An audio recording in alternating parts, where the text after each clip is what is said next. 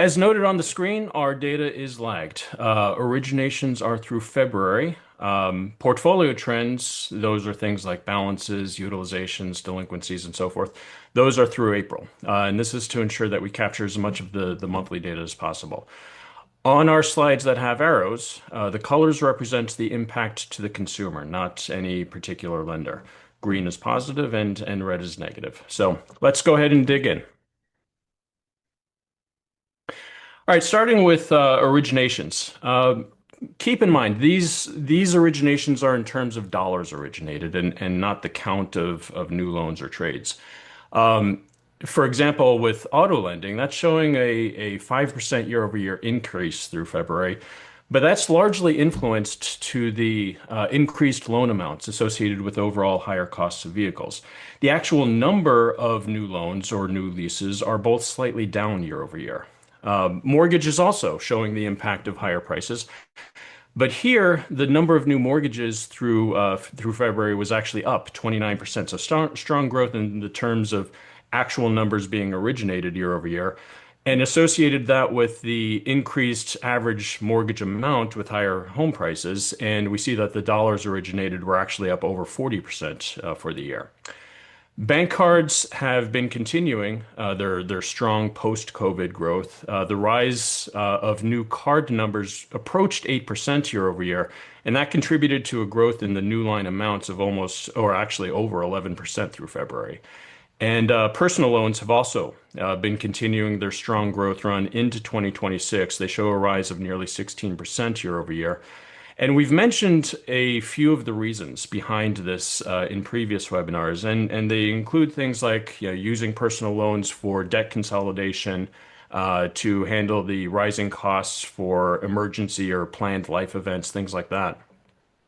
But it also includes market-related influences. So things like increased consumer access and ease of use for taking out new loans. These factors have definitely led to or influenced the strong personal loan growth that we've been seeing over the last couple of years. Next slide. When we take a look at total consumer debt, that level of total consumer debt has actually stepped over the $18.2 trillion mark in April. It came in at about 2.8% year over year growth, which translates to a growth of nearly $500 billion over the last 12 months. So consumer debt has increased by $500 billion over the past year. And of that, mortgage debt has accounted for just over 400 billion of that increase in consumer debt. Mortgage accounts for approximately 74% of all consumer debt, and it grew over 3% year over year. When we start to look at non-mortgage debt, starting with revolving debt, this is basically your credit cards. That's also up significantly over the last year, 3.1%.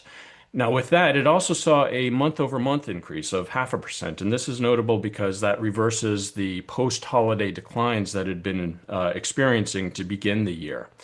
The other category of non-mortgage debt, the non-revolving non-mortgage debt, that's essentially your auto loans and your student loans.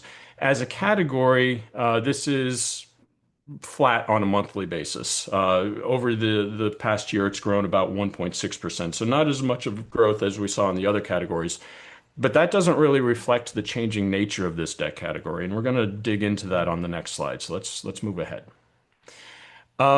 When we look at non-mortgage debt, auto loans, student loans, and bank cards have long been the big three of non-mortgage debt. They combine for about 90% of all consumer debt that's not mortgage related. But the proportions of those debt categories have changed pretty dramatically over the last couple of years. Student loan debt in particular, that hit its highest point towards the end of 2022, maybe into early 2023. It peaked out around $1.65 trillion. Since then, however, it's come down nearly 28%, and it's now under $1.3 trillion. So student loan debt's gone from $1.65 trillion to under $1.3 trillion in just a few years. During that same 3-year time period, however, auto and bank card debt have grown roughly 7 and 14% respectively over that same time period. And you can see how the three have changed as a proportion of non-mortgage debt by looking at the ratios near the bottom of each of these product columns that I've put in here.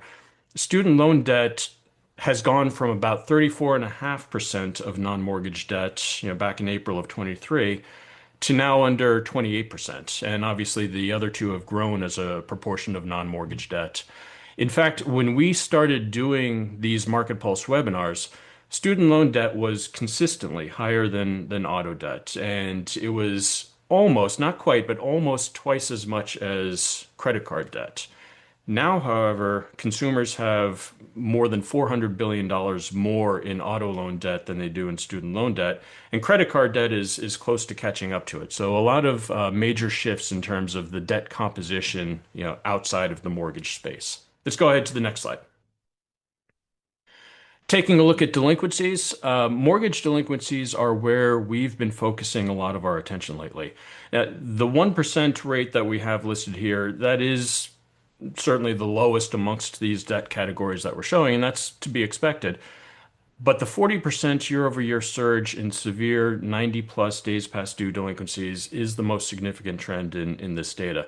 Now, granted, this is certainly in comparison to recent levels, which were historically low, but it is still comparatively higher to pre-pandemic levels, as are auto and card delinquencies. The difference, though, is that with auto and card delinquencies, those have been and still are on a stable or even downward moving trajectory. Auto, cards, and personal loan delinquencies are all down both year over year as well as month over month.